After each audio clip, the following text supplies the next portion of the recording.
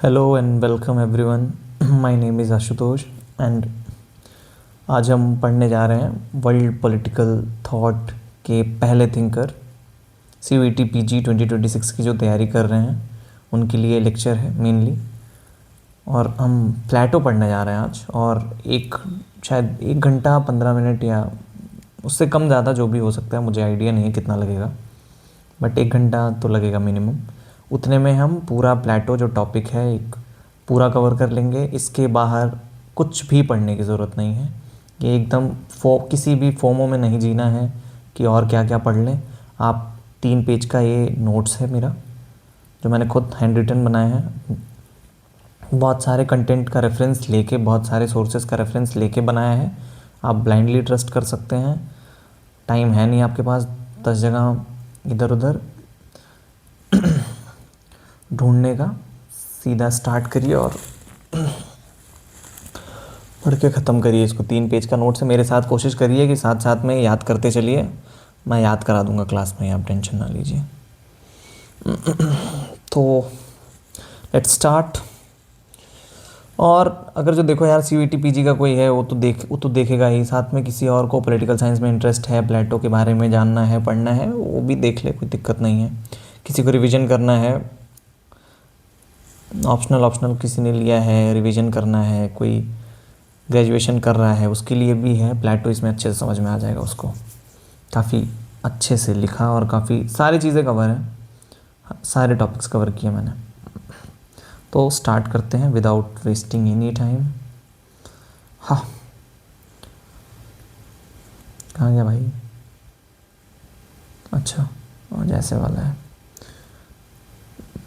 ठीक है यार।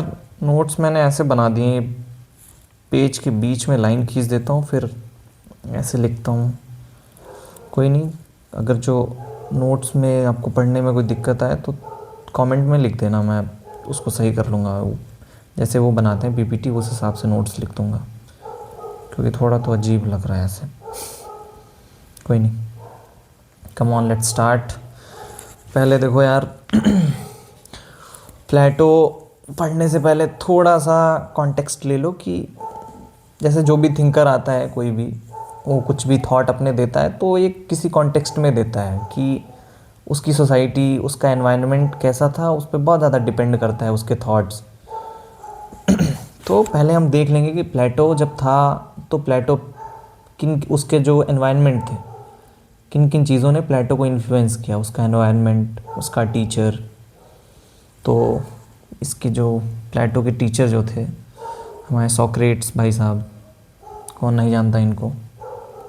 एक सेकंड।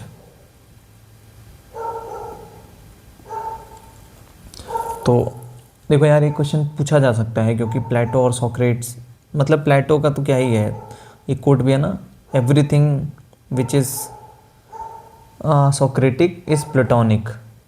मतलब जो भी सोक्रेट्स ने बोला है, प्लेटो ने वही सारी चीज़ें दोहराई हैं लगभग। तो सोक्रेट्स से भी क्वेश्चन बन सकते हैं। तो सोक्रेट्स का देख लो यार, ये फैक्चुअल है। सोक्रेट्स को father of philosophy, father of ethics बोलते हैं। ये 2 फैक्ट हैं, रट लो, फादर ऑफ फिलॉसफी और फादर ऑफ एथिक्स। सोक्रेट्स को, ये एक टर्म है यार, ग्रीक टर्म है, गेटफ्लाई मतलब होता है वो आस्क अनकंफर्टेबल क्वेश्चंस। इसीलिए सोक्रेट्स को वो जहर भी पिला दिया गया था, क्योंकि वो यूथ से बहुत अनकंफर्टेबल क्वेश्चंस पूछते थे। और ये जो क्वेश्चंस होते थे वो लोगों को अपने बिलीव्स को क्वेश्चन करने, मतलब कोई सुनता था तो वो अपने बिलीव्स को क्वेश्चन करने लगता था या डिस्टर्ब हो जाते थे, तो इसी वजह से उनको जहर वहर दे दिया गया था।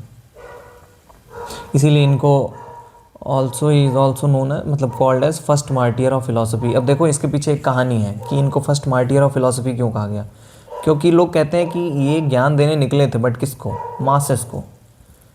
बहुत सारे थिंकरों का मानना है कि ज्ञान जो है वो मासेस के लिए नहीं है, मतलब जनता के लिए नहीं है, वो कुछ एक्स्ट्रा ऑर्डिनरी लोगों के लिए है, और उन्हीं के पास ज्ञान पहुंचना चाहिए, वही केपेबल हैं। जो भीड़ है वो ज्ञान डिज़र्व नहीं करती, तो उनको ज्ञान देना भी नहीं चाहिए। और सोक्रेट्स ने यही गलती करी कि वो भीड़ को ज्ञान देने लगे और इसीलिए भीड़ की भेंट चढ़ गए। ऐसे थिंकर्स कहते हैं, मैं नहीं कह रहा। फिर अब देखो, सॉक्रेट्स का जो सबसे फेमस थियरी है, थियरी ऑफ नॉलेज, उसके 3 प्रिंसिपल्स हैं, ये सॉक्रेट्स का है। अब मैं सॉक्रेट्स क्यों पढ़ा रहा, थोड़ा सा कॉन्टेक्स्ट दे रहा, क्योंकि फिर प्लेटो समझने में आसानी होगी आपको। सॉक्रेट्स की पहली थियरी क्या है यार, नोट्स मेरे को थोड़ा सा अजीब लग रहा है ऐसे करने में, क्योंकि ये बगल वाला ऐसे लिखूंगा कल से, टेंशन नहीं, आज वाला बस देख लो, ये प्रिंट आउट निकालने में आसानी रहेगा, इसलिए ऐसा किया था मैंने। यहाँ मैं पढ़ा रहा हूँ सॉक्रेट्स थियरी ऑफ नॉलेज। तो इनकी थियरी ऑफ नॉलेज में 3 चीज़ें हैं। पहला, unexamined life is not living. इनका क्या, इसका मतलब आपको पता है। देखो मैं बहुत ज़्यादा एक्सप्लेनेशन में जाऊँगा नहीं, क्योंकि हमें सिलेबस कंप्लीट करना है। आप ऐसे ऐसे चीज़ें, जैसे मैंने क्यों लिख दिया है पता रहे। देखो सॉक्रेट्स पढ़ो या प्लेटो पढ़ो, पढ़ने से पहले ऐसा सोच लो कि कोई एक इंसान है, एक पर्टिकुलर वे में सोचता है। और क्या होता है ना, ये लोग बहुत इनकंसिस्टेंट नहीं सोचते हैं कि यहाँ पे कुछ और सोच रहे हैं, वहाँ पे कुछ और। इनकी जो सारी चीज़ें होती हैं, जैसे जितनी भी थियरीज देंगे, वो सब इंटरकनेक्टेड होते हैं।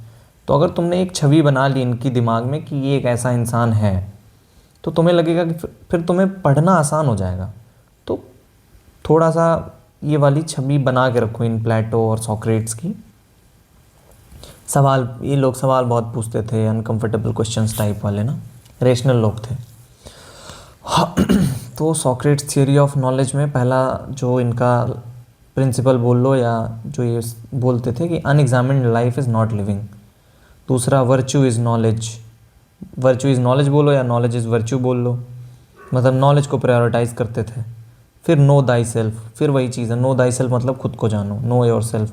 अगर जो भारतीय दर्शन को भी पढ़ा जाए, इंडियन फिलॉसफी, उनका भी मेन पर्पज़ ही वही है, चाहे वो भगवत गीता हो, चाहे वो उपनिषद हो, वो भी यही कहते हैं, know your self, no thy self. ठीक है, देखो जब तक ग्रीक में ये सॉक्रेट्स, फिर उसके बाद प्लेटो, ये सब लोग नहीं आए थे, तो वहाँ पे जो लोग रूल करते थे उनको बोला जाता था सोफिस्ट। सोफिस्ट ट्रेडिशन चलता था एथेंस में। और जो सोफिस्ट होते थे, यहाँ पे डेमोक्रेसी चलती थी। डेमोक्रेसी एक हिसाब से मानो पब्लिक ओपिनियन। दूसरा, जो सोफिस्ट होते थे, इनका क्या था कि ये मटीरियलिज्म में भरोसा रखते थे, मनी एंड पावर, मतलब मनी और पावर को वर्च्यू मानते थे। प्लेटो हमारे नॉलेज को वर्च्यू मानते थे। ऐसे ही समझना है, कनेक्ट करके पढ़ना है। इंडिविजुअलिज्म में बहुत ज़्यादा भरोसा रखते थे, इंडिविजुअल राइट्स। इंडिविजुअलिज्म का मतलब यही होता है। ठीक है, जो सॉक्रेटिक ट्रेडिशन है, जो सॉक्रेट्स है, ये सोफिस्ट ट्रेडिशन के अगेंस्ट में आए थे, विरोध करते हुए। सॉक्रेटिक ट्रेडिशन के 3 थिंकर थे हमारे सॉक्रेट्स भाई साहब, प्लेटो, एरिस्टोटल। फिर सॉक्रेट्स ने थियरी ऑफ नॉलेज दिया, क्योंकि देखो सॉक्रेट्स के हिसाब से नॉलेज जो है is the source of good life. मतलब अगर जो आपको एक वर्चुअस लाइफ व्यतीत करना है, तो ज्ञान सबसे ज़रूरी है। तो अभी तक आपको क्या समझ में आया कि हमारे सॉक्रेट्स थे, पहले सोफिस्ट थे, सोफिस्ट ट्रेडिशन। सोफिस्ट लोग डेमोक्रेसी में भरोसा रखते थे पहला। दूसरा, वो मनी और पावर को लाइफ, मतलब लाइफ के सेंटर में उनके मनी और पावर था। इस हिसाब से देखिए, आज के टाइम पे अगर जो देखा जाए, तो हम सब भी सोफिस्ट ही हैं। पैसा, पावर, 2 ही चीज़ है जिसके पीछे भाग रहा है हर कोई।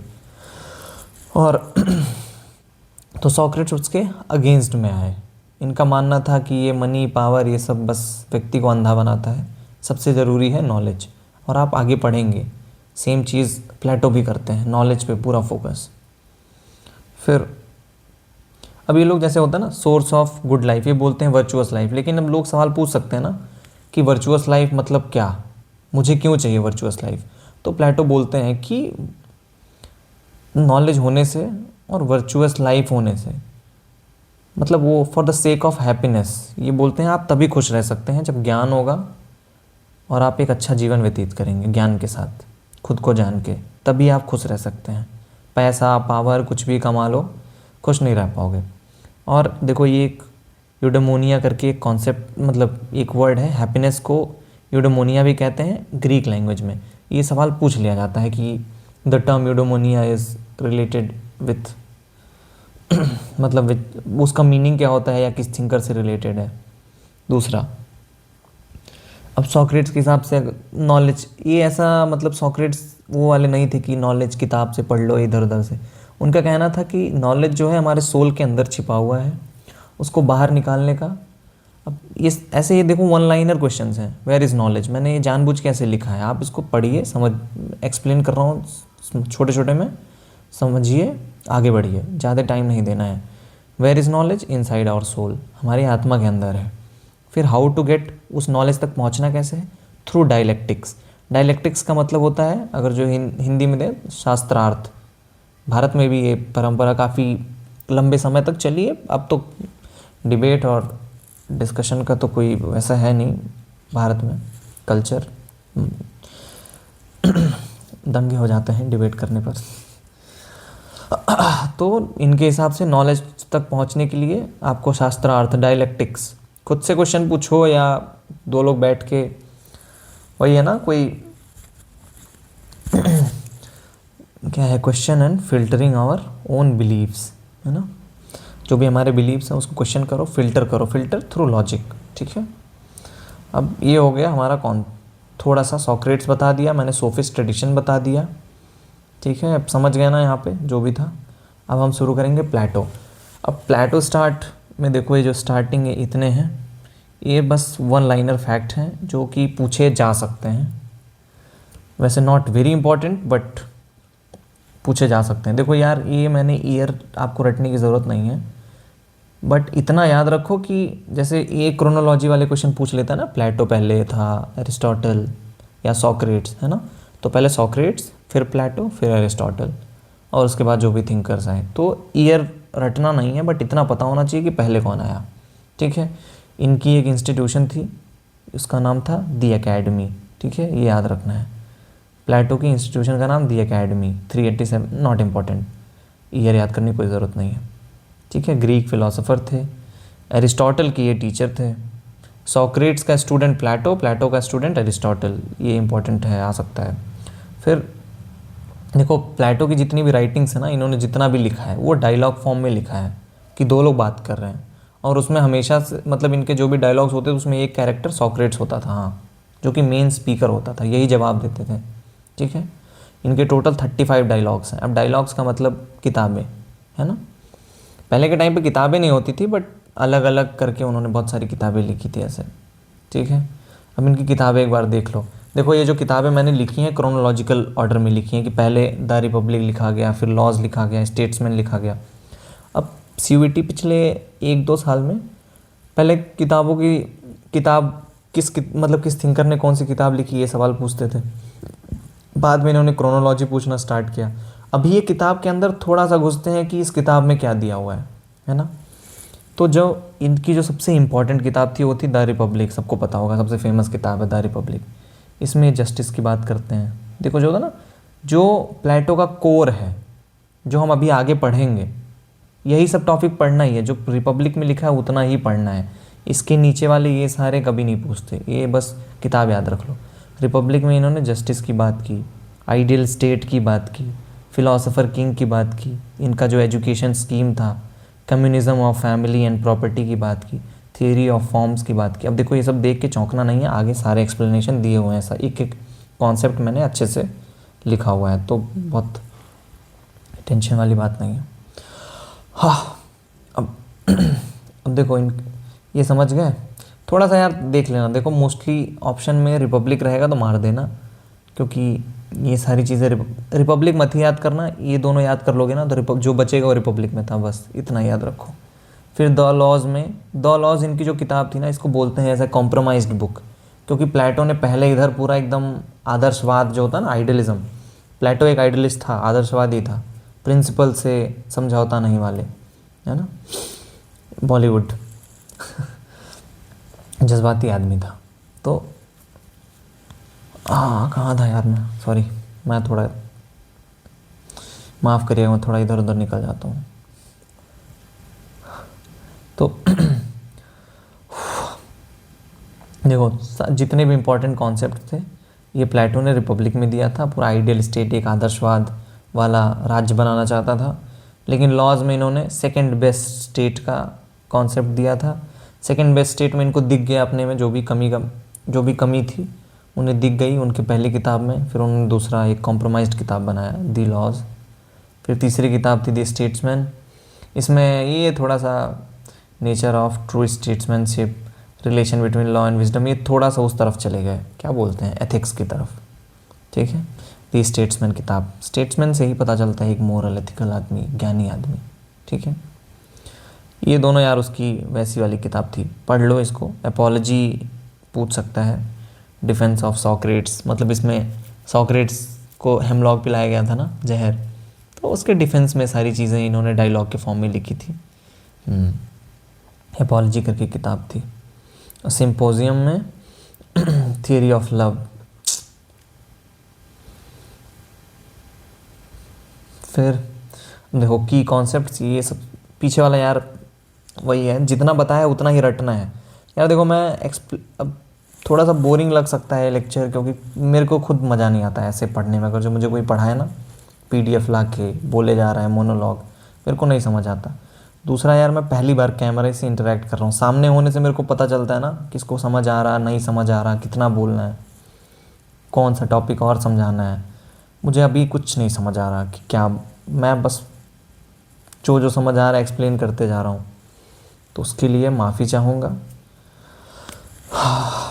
बट मैं अपनी तरफ से देखो यार, तुम्हें ठीक है एक्सप्लेनेशन समझ लो, रट, बट इतना है कि जो कंटेंट लिखा हुआ है ना, इस पे अंधा भरोसा करो, पढ़ के निकल लो, बहुत ज़्यादा दिमाग नहीं लगाना है, छोड़ो। कौन सा यहाँ हम प्लेटो पढ़ने बैठे हैं, 1.5 महीने में प्लेटो बनोगे भी नहीं, प्लेटो को 50 साल लगा था। अब थियरी ऑफ, देखो इनका सबसे इंपॉर्टेंट जो कॉन्सेप्ट था वो था theory of justice. Theory of justice के 2 प्रिंसिपल्स थे, एक था फंक्शनल स्पेशलाइजेशन, दूसरा था नॉन इंटरफेरेंस। जल्दी जल्दी 1 मिनट में इसको समझा देता हूँ मैं।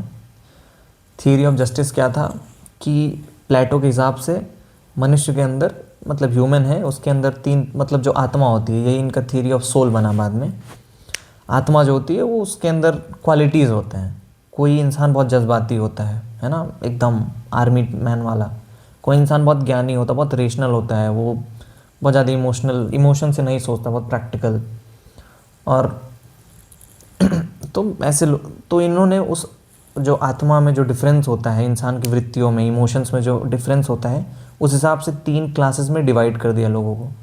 अब पहला क्लास क्या था, पहले क्लास समझ लो। पहला क्लास क्या था, रूलर, वो रीज़न से सोचता है वो, ठीक है।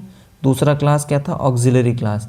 ऑक्सिलरी क्लास देखो सोल्जर क्लास को बोलते हैं, जो आर्मी वाले होते हैं, इनके अंदर स्पिरिट, जज्बात। तीसरा क्लास हुआ प्रोड्यूसर क्लास। अब इससे शब्द में ही समझ में आ रहा है प्रोड्यूसर कौन होता है, वही बिजनेसमैन, किसान, ये एपेटाइट वाले, ठीक है। अब देखो ये जो क्लास डिवीज़न है ना, बेस्ड ऑन द ये सोल। अब देखो ये भी याद रखना है, 3 क्लास था, और ये तीनों क्लास के सोल को भी याद रखना है कि कौन सा सोल डोमिनेट करता है। जैसे रूलर में रीज़न डोमिनेट करता है, इधर स्पिरिट, इधर एपेटाइट। ये याद रखना है, सवाल बनते हैं इससे, ठीक है। इसी को थ्योरी ऑफ सोल कहा गया है, ठीक है, इसी को थ्योरी ऑफ सोल कहा गया है। अब ये जो तुमने क्लास डिवीज़न देख लिए, उनका जज्बात देख लिया कि कैसे इमोशंस हैं उनके। अब आते हैं, अब इसमें क्या है ना कि अब जैसे 3 क्लास हैं, ये तीनों अगर जो अपने स्पेशलाइजेशन के हिसाब से, जैसे इसमें रीज़न डोमिनेट कर रहा है तो ये रीज़न मतलब रेशनल इंसान। तो फंक्शनल स्पेशलाइजेशन मतलब होता है कि जो जिस चीज़ में स्पेशलाइज्ड है वो वही काम करे। तो ये इंसान रेशनैलिटी, प्रैक्टिकलिटी, नॉलेज में महारत हासिल है इसको, तो ये रूल करेगा, ठीक है। इस इंसान के अंदर जज्बात है तो ये आर्मी वाला, प्रोटेक्शन वाला काम करेगा। इस अंदर इंसान के अंदर एपेटाइट, भूख जिसको बोलते हैं, तो वो प्रोड्यूसर क्लास, प्रोड्यूस करेगा वो। समझ आ रहा होगा आई गेस, बहुत जटिल नहीं है, आराम से ही कर लेना है। तो इनके हिसाब से थ्योरी ऑफ जस्टिस क्या है, 2 प्रिंसिपल हैं उसके। पहला प्रिंसिपल कि जो व्यक्ति जिस चीज़ में बेहतर है वो वही काम करे। दूसरा, कोई एक दूसरे में इंटरफेयर ना करे। अब देखो इसका प्राइम एग्जांपल बताता हूँ मैं। जैसे पाकिस्तान को देख लो, हमारा पड़ोसी, बहुत एग्जांपल्स है, सारे नेगेटिव एग्जांपल पाकिस्तान में। तो हमारा जो पड़ोसी पाकिस्तान है, उसमें इफ़ यूल सी, तो जो हमारी उनकी आर्मी है, आर्मी रूल करती है। तो प्लेटो के हिसाब से जब आर्मी वाले रूलर बन जाएंगे, उसको टीमोक्रेसी बोलते हैं, तो प्लेटो उसको डी जनरेशन ऑफ स्टेट बोलते हैं कि स्टेट का डी जनरेशन हो गया, स्टेट ख़त्म इनके हिसाब से। तो इनके वही इन्होंने बोला कि जो जस्टिस है समाज में तभी रहेगा जब फंक्शनल स्पेशलाइजेशन होगा, नॉन इंटरफेरेंस होगा। एक आर्मी पता चला कि प्रधानमंत्री को बता रही है ये करना है, जो पाकिस्तान में आसिम मुनीर हमारे शहबाज शरीफ भाई साहब को बताते हैं क्या क्या करना है ना। तो इसको प्लेटो एक वो मानते थे जस्टिस के खिलाफ कि अगर ऐसा हो रहा है तो नॉन इंटरफेरेंस, उन बहुत जटिल मतलब बहुत स्ट्रिक्ट थे इस मामले में। तो I guess theory of justice समझ में आ गया होगा। अब आते हैं मिथ ऑफ मेटल। देखो यार, मिथ ऑफ मेटल में कुछ नहीं है। मिथ ऑफ मेटल वही जो अभी हमने डिवीजन पढ़ा है ना, ruler class, auxiliary class, producer class, उसी का अब इसको इन्होंने ना एक सोशल हायरार्की क्रिएट कर दी, क्लास हायरार्की, कौन बड़ा है कौन उससे नीचे है। तो रूलर को गोल्ड बोल दिया, ऑक्सिलरी क्लास को सिल्वर और प्रोड्यूसर क्लास को ब्रॉन्ज, और कई कई किताबों में ब्रॉन्ज लिखा है, कई कई किताबों में आयरन लिखा है। तो सब मिथ ऑफ मेटल इज़ यही है, बस इतना ही, इसमें कुछ नहीं है। यही जो 3 मेटल दे दिया जोड़ दिया पर्सनालिटी में, वही है। अब आते हैं थियरी ऑफ फॉर्म्स या ideas. Theory of forms and ideas भी इनके बहुत इंपॉर्टेंट, काफ़ी इंपॉर्टेंट कॉन्सेप्ट है प्लेटो का। थियरी ऑफ फॉर्म्स और आइडियाज़ में यार मैं थोड़ा सा ऐसे बता देता हूँ यहाँ पे, पहले सुन लो फिर नोट्स हम साथ में पढ़ लेंगे। कि प्लेटो के हिसाब से 2 टाइप की रियलिटीज़ होती हैं। एक रियलिटी वो है जो हमें अपनी आंखों से दिखती है, हम सेंसरी, जो फिज़िकल वर्ल्ड है। दूसरी रियलिटी होती है जो आइडिया के फॉर्म में होती है, ठीक है, जो हमें दिखती नहीं, आइडिया बोलो या फॉर्म्स बोल लो, इन्होंने उसका नाम दिया था, ठीक है। ये जो है सेंसरी जो फिज़िकल वर्ल्ड में है, ये बदलती रहती है या मतलब परमानेंट नहीं है ये। और जो फॉर्म्स है या आइडिया है वो परमानेंट है, वो ट्रू है, अल्टीमेट ट्रूथ वही है जो थ्योरी ऑफ आइडिया है। तो इतना ही है, इसमें कुछ नहीं है और बस इतना ही बोले, इतना ही पढ़ना है। तो प्लेटो डिवाइडेड रियलिटी इनटू 2 लेवल्स। पहला वर्ल्ड ऑफ फॉर्म्स। तो वर्ल्ड ऑफ फॉर्म्स में क्या बोलते हैं, जो आइडिया वाली दुनिया है, कि आइडिया इज़ रियल, कि रियल क्या है, सिर्फ आइडिया है, ठीक है। और रियल का मतलब अल्टीमेट ट्रुथ। अल्टीमेट ट्रुथ मतलब जो ट्रांसेंडल हो, कि it will not transgender, sorry transcendental मतलब it transcends beyond the world of sensory observation, मतलब ये टाइम एंड स्पेस के परे है। जो अल्टीमेट रियलिटी है, कालातीत जिसको बोलते हैं, इटर्नल ट्रुथ।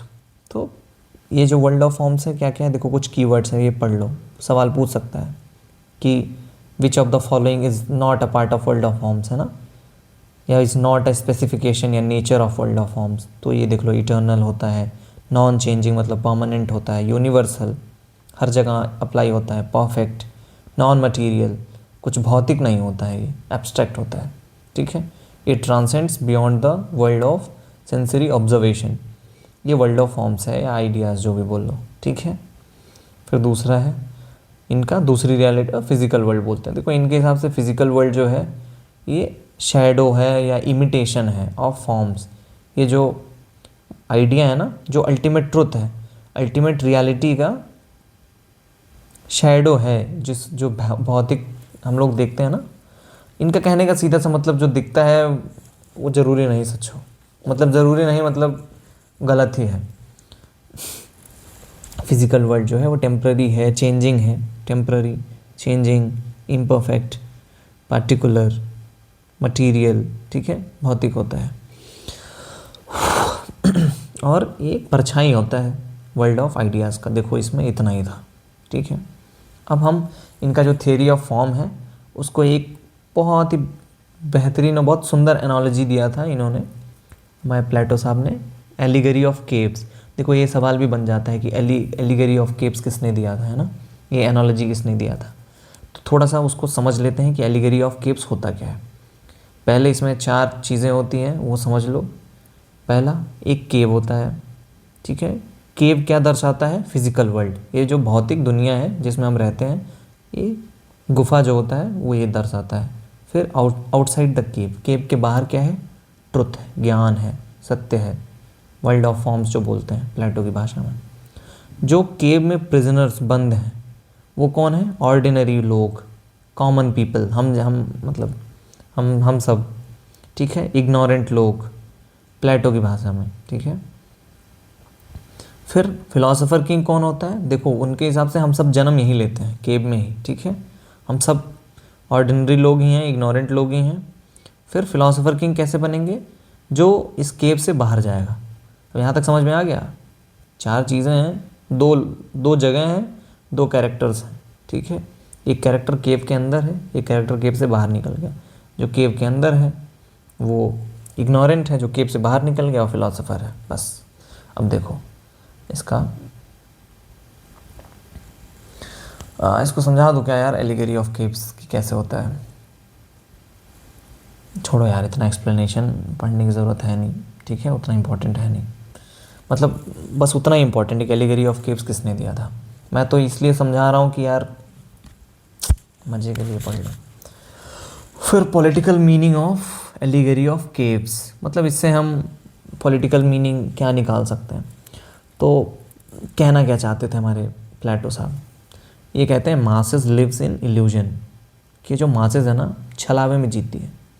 इनको लगता है जो कर रहे हैं या, और ये बात तो बिल्कुल सच है यार, हम सब एक छलावे में ही चलते से कोई एग्ज़ाम की तैयारी कर रहे हैं, कुछ कॉलेज की, ये वाला कॉलेज मिल जाएगा तो कितना मज़ा आएगा, ये वाला जॉब मिल जाएगा, बट ये सब इल्यूजन है, इसी दुनिया ने क्रिएट की है हमें बस एक लूप में फंसाने के लिए, फंसे भी हुए हैं विथ प्राइड।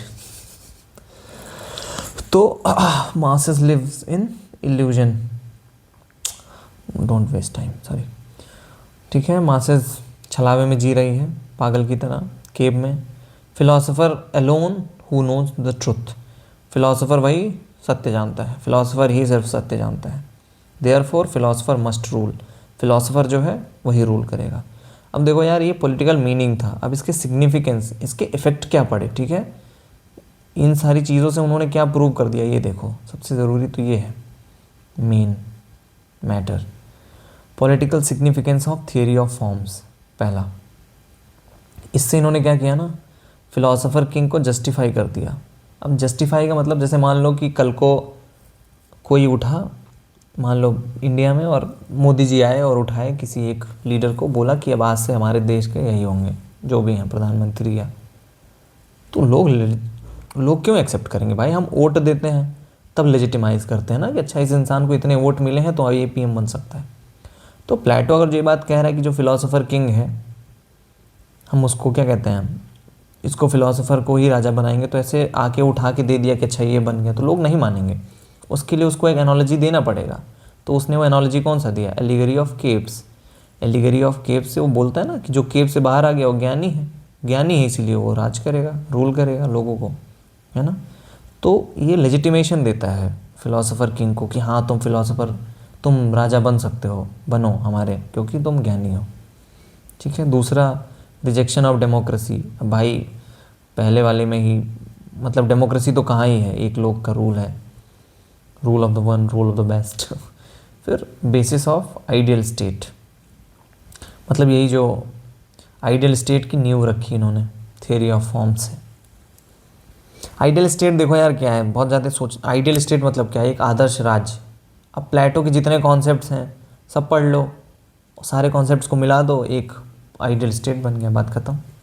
उसमें थोड़ा सा फिलोसोफर किंग समझ लो यार, कि क्या पता पूछ ले कि कैरेक्टरिस्टिक्स ऑफ फिलोसोफर किंग, तो lover of wisdom, knower of forms मतलब आइडियाज़, ठीक है, truth, forms, ideas, truth, permanence, और ये अल्टीमेट रियलिटी, ये सब एक ही शब्द है, पर्यायवाची, ठीक है।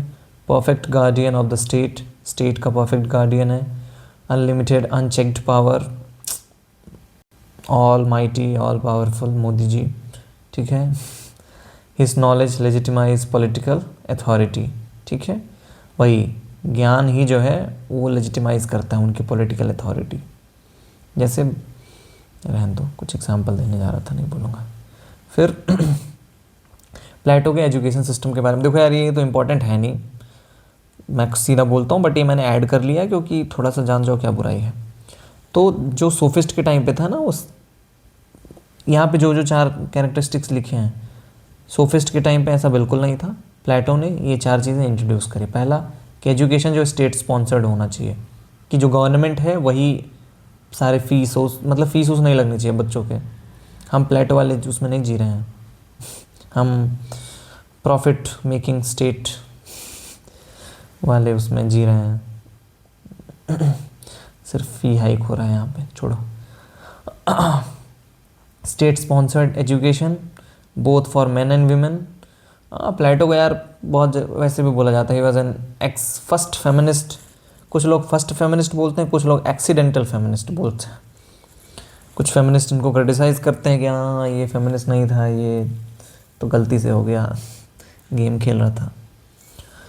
फिर एजुकेशन सबके लिए कंपलसरी है, कोई ऐसा नहीं कर सकता कि नहीं नहीं हमें नहीं पढ़ना है, ये सब नहीं होगा, टांग के ले जाएंगे स्कूल। फिर कैरेक्टर बिल्डिंग तो ज़रूरी है। ठीक है, देखो 2 स्टेजेस होते थे। पहला एलिमेंट्री स्टेज 1 से 20 साल तक। इस 20 साल की एज में पहला एग्जामिनेशन होता था। उस मतलब 20 साल में कोई एग्जामिनेशन नहीं। इसमें देखो यार म्यूज़िक व्यूज़िक वही सब सिखाते थे, वो सब मैंने लिखा नहीं है क्या सिखाते थे।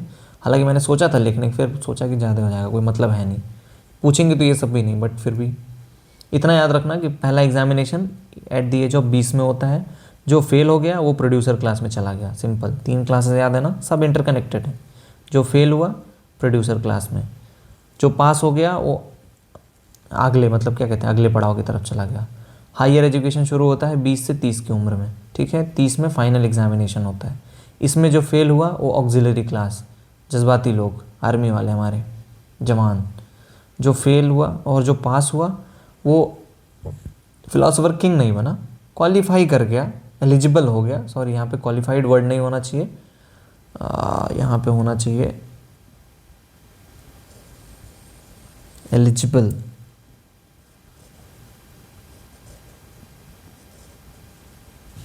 Eligible to become philosopher king. ठीक है, अब देखो, अब यहाँ पे एलिजिबल हो गए। फिर 5 साल तक उनको कुछ वही फिलोसफी सिखाया जाता है। 35 से 50 के बीच में इनको छोड़ दिया जाता है, जो भी फिलोसफर्स हैं हमारे, मतलब ये जो क्वालिफाई एलिजिबल बने थे, इन सबको छोड़ दिया जाता है नॉर्मल जीवन जीने के लिए, टू गेन प्रैक्टिकल नॉलेज, कि जाके थोड़ा दुनियादारी की समझ लीजिए आप लोग। हाँ, सिर्फ किताबी ज्ञान नहीं। ये बात प्लेटो को भी पता थी, हमें नहीं पता। फिर एज ऑफ 50 में फाइनल स्क्रीनिंग होगा। एक बार फिर से स्क्रीनिंग होगा। सोच रहे हो फिलोसोफर किंग बनने के लिए सफ़र। जो पास हुआ, now is ready to rule. यार इतने दिन तक कोई मतलब अगर जो टिका हुआ है तो इतना तो समझ जाओ कि उसको राजा बनने में कोई रुचि नहीं है ना। इतना कन्विक्शन, मतलब कोई बोल दे कि आप 50 साल पढ़िए तब आपको एक रूल, आप रूलर बनेंगे, तो आप नहीं करेंगे उतनी मेहनत, छोड़ देते हैं लोग। इसीलिए फिलोसोफर मतलब ये प्लेटो का एक स्टेटमेंट भी है कि बेस्ट फिलोसोफर कौन होता है, मतलब बेस्ट रूलर वही होता है जिसको रूल करने में कोई इंटरेस्ट ना हो। तो 50 साल तक कोई खींच रहा है ना, तो उसको ऑफ कोर्स रूल करने में, सिर्फ राज्य करने में तो कोई इंटरेस्ट होगा नहीं। ज़रूर मतलब वही जनता के लिए कुछ या सत्य के लिए काम करना, वही उनका मोटिव होगा, तभी इतना लंबा खींच पाए। अब इनका एक कॉन्सेप्ट है communism of property and family. देखो कम्युनिज्म सुन के हमें बस एक ही नाम याद आता है, हमारे मार्क्स चाचा, बट हमारे सबसे पहले कम्युनिस्ट प्लेटो थे। बट प्लेटो और कार्ल मार्क्स की कम्युनिज्म में ज़मीन आसमान का अंतर है, बट प्लेटो को फर्स्ट कम्युनिस्ट कहा जाता है, ध्यान रखना। ठीक है, अभी communism of property and family का मतलब है कि 2 क्लासेस जो हैं ऊपर के, 2 ऊपर वाले जो क्लासेस थे ना, एक फिलोसोफर मतलब रूलर क्लास और दूसरी ऑक्सिलरी क्लास, इन दोनों क्लासेस को मतलब इनको दोनों को मिला के गार्जियन क्लास बोला जाता था। और गार्जियन क्लास के पास ये फ्रीडम नहीं था कि उनकी एक मतलब उनकी फैमिली भी नहीं होनी चाहिए और उनके पास अपनी प्राइवेट प्रॉपर्टी भी नहीं होनी चाहिए। देखो उनका सारा रहने खाने जो भी सारा खर्चा स्टेट उठाएगा, मतलब वही, हाँ स्टेट उठाएगा, बट उनके पास अपना प्राइवेट नहीं होना चाहिए कि अच्छा ये मेरी ज़मीन, ये मेरी गाड़ी, कुछ नहीं। सब मिलेगा, गाड़ी बंगला मकान सब कुछ मिलेगा, लेकिन वो उस पर अपना हक नहीं बता सकते कि ये मेरी है ना। सेम चीज़ ऑक्सिलरी क्लास। अब ये इन लोगों ने क्यों किया, क्योंकि प्लेटो मानते थे ऐसा, मतलब प्लेटो ने क्यों किया कि करप्शन जो है ये जब मतलब होता है ना पॉजेसिव इंडिविजुअलिज्म, जब प्राइवेट प्रॉपर्टी का कॉन्सेप्ट आया तभी से करप्शन आया, कि जब से आया कि अच्छा ये मेरा है, तब से लोग बहुत पॉजेसिव हो गए अपनी चीज़ों को लेकर, वो एक्यूमुलेट करना चाहते हैं। इसलिए प्लेटो ने ये वाली चीज़ ही हटा दी कि आप प्रॉपर्टी आपकी हो ही नहीं सकती, तो आप क्या ही एक्यूमुलेट करोगे। दूसरा फैमिली, वो ये भी मानते थे कि करप्शन स्टार्ट्स फैमिली से ही। इसमें मुझे नहीं लगता किसी को कोई संदेह होना चाहिए, कटु सत्य बोल के चलेगा, फैमिली से ही स्टार्ट होती है करप्शन, ठीक है। तो समझ गए इतना, मैं एक्सप्लेन कर रहा हूँ यार कि थोड़ा बना रहे माहौल। बाकी ये सब ऐसा लिखा हुआ है कि आप पढ़ते चले जाओ, एग्ज़ाम में जाओ सीधा पेपर दो, ठीक है। अब प्रोड्यूसर क्लास के पास ये राइट है कि वो प्रॉपर्टी और फैमिली दोनों रख सकता है, ठीक है। एक कॉन्सेप्ट है डी जनरेशन ऑफ स्टेट, जो मैंने स्टार्टिंग में बात की थी। डी जनरेशन ऑफ स्टेट, प्लेटो बोलते हैं कि कोई state, best form of state क्या है, एरिस्टोक्रेसी। एरिस्टोक्रेसी मतलब वही ना, जो एरिस्टोक्रेट है वो रूल करेगा, रूल ऑफ पीके, पीके मतलब फिलोसोफर किंग, ठीक है। फिलोसोफर किंग जो रूल करेगा वही बेस्ट फॉर्म ऑफ स्टेट है। प्लेटो बोलते हैं कि कुछ टाइम के बाद ना ये जो फिलोसोफर किंग होते हैं ये एजुकेशन को थोड़ा निगलेक्ट करने लगते हैं, नॉलेज पे उतना ध्यान नहीं देते, फिर क्या बन जाता है, टीमोक्रेसी बन जाता है। तो जब ज्ञान पे उतना ध्यान नहीं देंगे तो रूल बाय ऑक्सिलरी, ये सोल्जर क्लास रूलर बन जाता है। ये डी जनरेशन मतलब क्या होता है, डिक्लाइन किसी स्टेट का।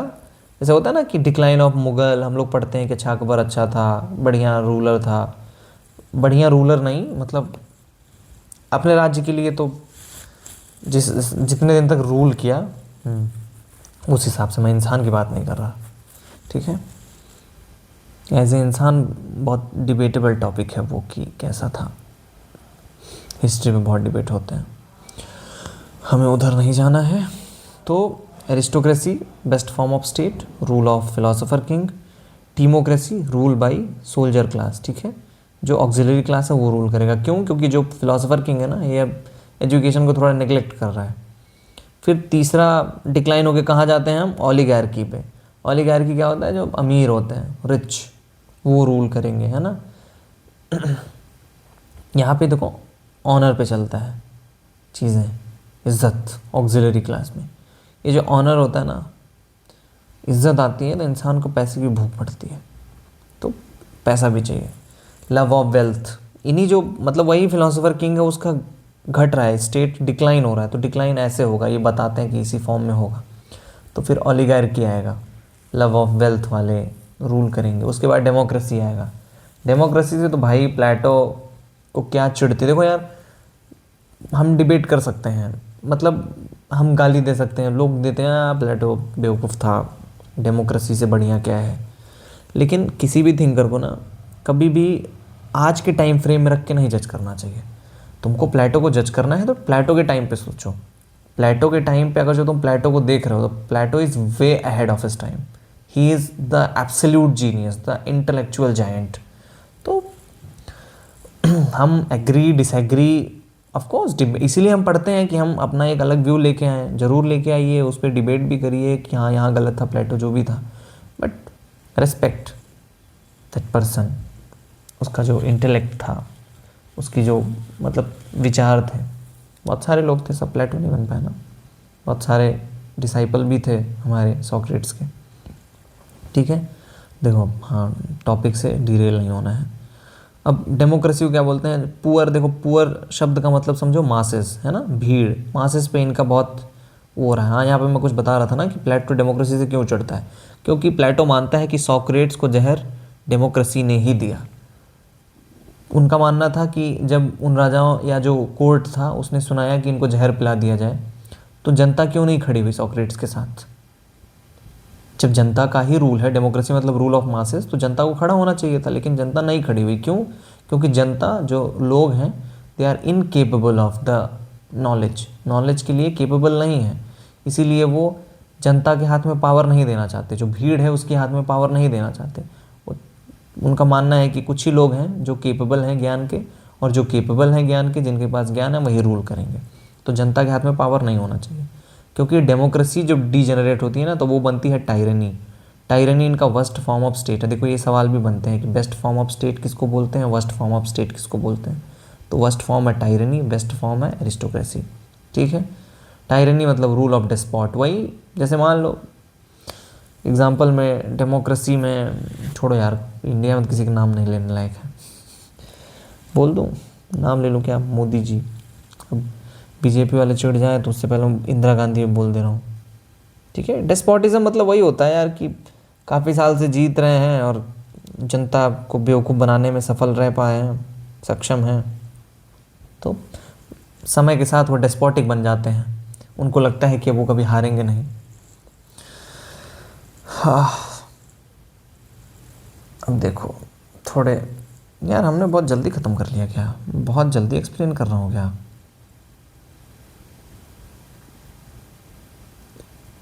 थोड़ा और टाइम लो, 40 मिनट में तो हम ख़त्म करने वाले हैं यार। मुझे लगा था 1.5 घंटा चलेगा। यार सच बताऊं कि मुझे ये वाला पढ़ाई समझ नहीं आता, ऐसे पढ़ना कि बस पीडीएफ खुला है, एक इंसान पढ़े जा रहा मोनोलॉग की तरह। एक तो मैंने कभी कैमरे में पढ़ाया है नहीं यार, ये पहली बार है मैं कैमरे पे कुछ पढ़ा रहा हूँ। इसके पहले मैंने सीयूईटी के लिए ही पढ़ाया था। कुछ थे दोस्त ही थे मेरे, उनको पढ़ाता था, तो सामने होने से ना पता चलता है कि वहाँ पे फेस एक्सप्रेशन समझ में आ जाता है। अच्छी चीज़ नहीं समझ में आया तो तुरंत एग्जाम्पल दे दो। बट यहाँ पे मैंने लिखा है, अब मैं अपना लिखा हुआ पढ़ रहा हूँ तो मुझे सब समझ में आ रहा है, तो मुझे लगता है सबको समझ में आ रहा है। ये प्रॉब्लम होती है स्टार्टिंग में पढ़ाने में, आई एक्सेप्ट इट। तो यार एक्सप्लेनेशन में बहुत दिक्कत हो भी सकती है, I accept it with all humility कि ये मतलब वर्स्ट फॉर्म ऑफ एक्सप्लेनेशन बोल सकते हैं, वर्स्ट फॉर्म ऑफ टीचिंग बोल सकते हैं। बट मैं फिर भी बोलूँगा कि आपको मदद होगा एग्ज़ाम में। पढ़ने में मज़ा भले ना आए, लेकिन आप पढ़ लेंगे इसको तो मदद होगा एग्ज़ाम में। इसके बाहर सवाल नहीं बनेंगे। एक ही मतलब अगर जो मुझे होता ना सामान अपना प्रोडक्ट बेचना है, उसका किसी ने पूछ लिया यूएसपी क्या है, यूनिक सेलिंग प्रोपोनेंट, तो उसका इस वीडियो का यूएसपी यही है कि इसके बाहर सवाल नहीं बनेंगे, बस बात ख़त्म। बाकी मैं कुछ नहीं बोलने वाला। हिडन अजम्पशन देख लो भाई। हिडन अजम्पशन मतलब प्लेटो ने जो भी ज्ञान दिया है उसका हिडन अजम्पशन, प्लेटो के सारे ज्ञान का hidden assumption. Politics is an extension of ethics. Plato को मैंने पहले बताया ना बहुत आइडियलिस्ट आदमी था। राजनीति और एथिक्स को साथ जोड़ के, जैसे अब अभी आगे मिलेंगे हमारे मैकियावेली साहब। एथिक्स और मोरालिटी से कोई लेना दे, मतलब एथिक्स और मोरालिटी के दुश्मन एक हिसाब से। भारत की पॉलिटिक्स में कोई दिखता है प्लेटो जैसा आप लोग को, मतलब फिलोसोफर किंग जैसा भारतीय राजनीति में? कमेंट में कोई शशि थरूर नहीं लिखेगा, बेचारा किंग ही नहीं बन पा रहा है, फिलोसोफर बन के रह जाएगा। किंग तो राहुल गांधी है। देखो हिडन एजम्पशन देख लो। Politics is an extension of ethics, polity plus ethics को आइडियलिज्म आदर्शवाद बोल लो, ठीक है। मोरल एलीट शुड रूल, वही मोरल एलीट कौन, philosopher king. Common people incapable of wisdom, हाँ इनके लिए जो हमारे प्लेटो साहब थे। स्टेबिलिटी, हार्मनी, यूनिटी, ये जो चीज़ें हैं ना, ये तीनों की स्टेट जो है स्टेबिलिटी बनी रहनी चाहिए, लोगों में दंगा फसाद ये सब नहीं होना चाहिए। तो उसको लिबर्टी से बहुत ऊपर का मानते थे। लिबर्टी को वो, इसके लिए इनको क्रिटिसाइज़ भी किया गया है कि ये तो लिबर्टी को एकदम, यार नीचे हमने एक चीज़ छोड़ दिया, क्रिटिसिज्म ऑफ प्लेटो, वही मैं सोच रहा हूँ कि कुछ तो छूटा है, अभी पढ़ लेंगे, ठीक है। स्टेबिलिटी और हार्मनी इनके लिए लिबर्टी से काफ़ी ऊपर थी, ठीक है। अब देखो कुछ फेमस स्टेटमेंट्स हैं इनके जो पूछ सकता है। State is individual writ large, man writ large नहीं होगा, मतलब मैन या इंडिविजुअल, मैन मैंने लिख दिया कि समझ में आए, इंडिविजुअल रिट लार्ज। स्टेट जो है वही इंडिविजुअल है, उसी का एक अंश है ना, मतलब इंडिविजुअल से ही स्टेट निकला है, स्टेट कोई अपने आप नहीं आ गया है। फिर justice consist in each man doing his work and not meddling with that of another. देखो अभी हमने ऊपर पढ़ा था ना theory of justice, each man doing his work functional specialization, not meddling with that of another मतलब non interference, बस वही थियरी ऑफ जस्टिस है। देखो यार बहुत सारे क्वेश्चंस ना कॉमन सेंस से सॉल्व होंगे। कॉमन सेंस मतलब अगर जो तुम्हें पता है कि प्लेटो कैसा सोचता है, जो कि इतना पढ़ने के बाद समझ में आ गया होगा कि प्लेटो कैसा सोचता है, अब उससे रिलेटेड कोई क्वेश्चन दे दिया कि, है ना, तुमने मान लो नहीं भी पढ़ा है कि एक वर्ड जो है फंक्शनल स्पेशलाइजेशन वो मैंने ना लिखा होता कीवर्ड, मैंने बस इतना बोल दिया होता कि जो इंसान मतलब जो व्यक्ति जिस काम में अच्छा है वही काम वो करेगा। फिर क्वेश्चन पेपर में ऐसा दिख जाता कि which of the thinker has given the principle of functional specialization, options हैं, तो वहाँ पे कॉमन सेंस यूज़ करना है कि फंक्शनल स्पेशलाइजेशन मतलब ये ऐसी बातें प्लेटो करता था, तो प्लेटो, तो कॉमन सेंस वही होता है, ठीक है, कि जो नॉलेज है उसको अप्लाई करना थोड़ी अलग परिस्थिति में, ठीक है। तो कॉमन सेंस आप यूज़ करोगे आपके हर पेपर में, तो दुनिया के सारे एग्जाम में ना कम से कम 4 या 5 10 क्वेश्चन, 100 क्वेश्चन है उसमें 10 क्वेश्चन कॉमन सेंस से सॉल्व हो जाते हैं। सबसे परफेक्ट एग्जांपल यूपीएससी का प्रीलिम्स का पेपर, अब तो आजकल यूट्यूब पे आप देखिए अगर जो कोई यूपीएससी का प्रिपरेशन करने वाला पढ़ रहा है, बहुत सारे लोग ट्रिक्स बता रहे हैं कि हाउ टू गेट कौन सा आंसर सही है। वो ये तक सोच ले रहे हैं कि यूपीएससी क्या सोच रहा है पेपर सेट करने वाला। तो अगर जो आपने ये समझ लिया ना कि प्लेटो सोच क्या रहे हैं, तो प्लेटो को पढ़ते टाइम सिर्फ रटना नहीं है, थोड़ा सा इमेजिन करते चलिए साथ साथ में कि प्लेटो ऐसा एक व्यक्ति था, हमारे दादाजी टाइप, ऐसा सोचता था, ऐसा उसका विचार थे उसके, ऐसे ऐसे ऐसा करके सोचोगे। अब यार हम किसी के बारे में बता रहे हैं, मान लो अपनी मेरे दादाजी, उनके बारे में बात कर रहा हूँ, बता रहा हूँ ऐसे थे ऐसे थे ऐसे थे, तो उसके लिए हमें रटने की ज़रूरत नहीं है ना, हमें याद है। सेम चीज़ प्लेटो का है, समझ लो कि ऐसा था ऐसा था ऐसा ऐसा ऐसी ऐसी बातें करता था बहकी बहकी, तो बस अब कर ले जाओगे पेपर, आसान हो जाएगा। और लेकिन रटने बैठोगे, हाँ थियरी ऑफ फॉर्म्स प्लेटो का है, वो बच्चे की तरह हाथ रख के theory of forms given by Plato, two realities exist, कुछ नहीं, समझना है बस, डोंट वेस्ट टाइम, सॉरी। फिर excess of liberty leads to excess of slavery, इनके हिसाब से बहुत ज़्यादा छूट नहीं मिलना चाहिए, बहुत ज़्यादा फ्रीडम नहीं होना चाहिए व्यक्ति के पास। फिर the price good man pay for indifference to public affairs is to be ruled by evil man, ये तो यार आज के टाइम पे भी है। हम बोलते हैं ना, हर कोई बोलता है कि अरे यार ये वो माफिया है, वो क्या कहते हैं विधायक बन गया, वो एमएलए एमपी बन गया। अभी बिहार में इलेक्शन हुआ था रिसेंट में, वहाँ पे 2 कैंडिडेट थे, एक कैंडिडेट जो एक पर्टिकुलर पॉलिटिकल पार्टी के, मतलब नाम बीजेपी का है, डर थोड़ी यार, बीजेपी के थे वो भाई साहब, उनका कुछ ही दिन पहले एक एमएमएस वीडियो वायरल हुआ था, और उन्हीं के खिलाफ जो कैंडिडेट जन स्वराज पार्टी से लड़ रहे थे केसी सिन्हा साहब, जो कि एक मैथमेटिशियन है, उनकी कुछ बहुत सारी किताबें हैं जो आईआईटी जेईई के बच्चों को, इवन आईआईटी कॉलेजेस में पढ़ाई जाती हैं केसी सिन्हा की किताबें। केसी सिन्हा का जमानत जब्त हो गया उस सीट पे, और वो जो जिनका एमएमएस वायरल हुआ था वो चुनाव जीत गए। ये क्या है? Indifference of good people. जो अच्छे लोग हैं ना, उन्होंने, बहुत सारे लोग आपको मिलेंगे बहुत पढ़े लिखे और बहुत होता ना, ऐसा नहीं कि अनप्रिविलेज्ड हैं, जैसे जो गरीब हैं उन पे तो गलती सब डाल दो कि हाँ ये इनको ये सब डेमोक्रेसी पैसे पे बिक जाते हैं, जो भी। मैं बोलता हूँ ठीक है, उनका जो गरीब हैं उनका स्ट्रगल क्या है? अगले टाइम का खाना। तो जिसका स्ट्रगल ही अगले टाइम का खाना है, वो उसको डेमोक्रेसी से घंटा फ़र्क नहीं पड़ता कि उसका वोट चोरी हो रहा है कहाँ जा रहा है, उसको चाहिए खाना, जो भी राशन देगा उसको वोट देगा। तो हम उस पर बहुत ज़्यादा उसको हम फालतू क्रिटिसाइज़ करते हैं। लेकिन आप अपने ही दोस्तों में, बहुत सारे मेरे खुद के बहुत करीबी दोस्त हैं, उनका ऐसा ही मानना है कि I am not interested in politics. But you need to understand whether you are interested in politics or not, but politics is very much interested in you. The state politics decide what you will speak, what you will do, where you will walk, हर चीज़ वही decide करता है। कुछ दिन में सांस लोगे कि नहीं वो भी डिसाइड करेंगे। इंडियन पॉलिटिक्स में आप देख ही रहे हो, अपने डिस्पेंसेशन से बहुत ज़्यादा एक्सटेंड हो चुके हैं, because now the political parties don't want only your vote, they want more than your vote. Vote भी चाहिए, फिर आप किन की पूजा करोगे, किन से बात करोगे, कैसे कैसे कपड़े पहनोगे, कौन से मंदिर जाओगे, कौन से मस्जिद जाओगे, सब पॉलिटिक्स ही डिसाइड करना चाहता है। तो जो अच्छे लोग हैं, जो I am not interested in politics करके सोचते हैं कि बहुत कूल लग रहे हैं, बहुत एलीट लग रहे हैं, they are actually paying the price.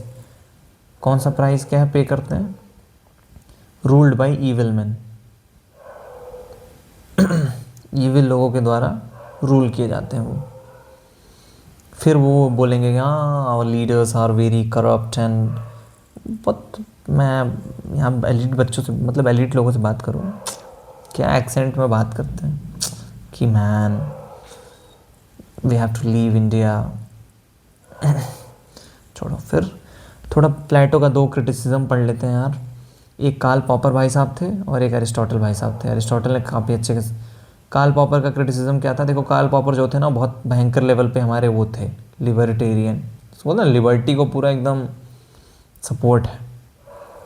तो प्लेटो को क्या बोलते थे? टोटलिटेरियन। टोटलिटेरियन मतलब नॉर्थ कोरिया, किम जोंग, ठीक है, किम जोंग भाई को देख लो, या हमारे शी जिनपिंग। टोटलिटेरियन मतलब जहाँ पे एक रूलर और वो डिस्पोटिक है, पूरा एकदम तानाशाही को बोलते हैं, डिक्टेटरशिप या टोटलिटेरियन।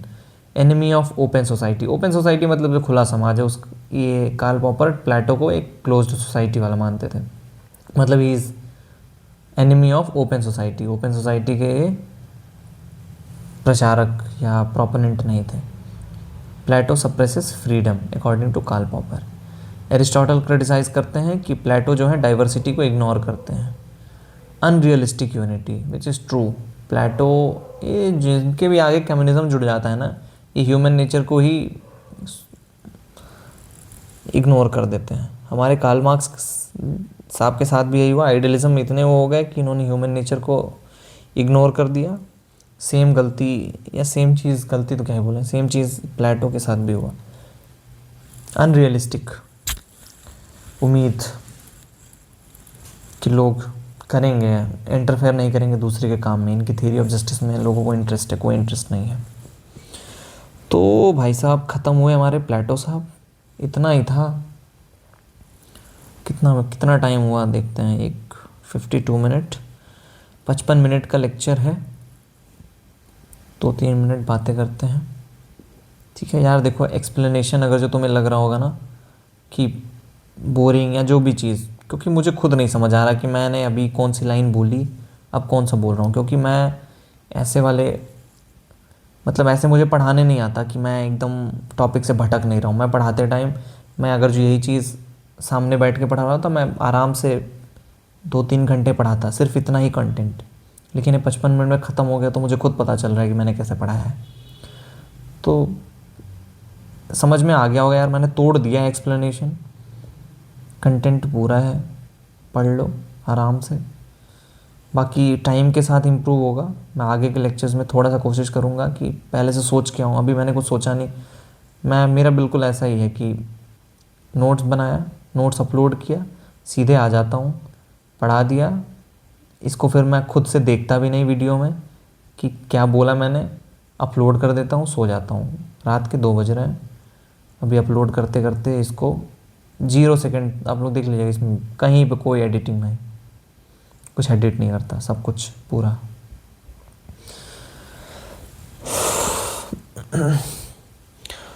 बाकी पढ़ लो यार, जितने लोग भी देख रहे हो। कंटेंट पे शक नहीं है, बस एक्सप्लेनेशन में थोड़ा टाइम लगेगा यार। कैमरे में मेरे को पढ़ाना आता नहीं है। पता नहीं किससे बात कर रहा हूँ अभी, पता चला किसी ने वीडियो ही नहीं देखा। कोई बात नहीं, चलिए फिर, राम राम, खुदा हाफिज़, सत श्री अकाल, जय हिंद। अब तो हैप्पी रिपब्लिक डे भी विश नहीं कर सकता, 27 तारीख आ गया। चलिए बंद हो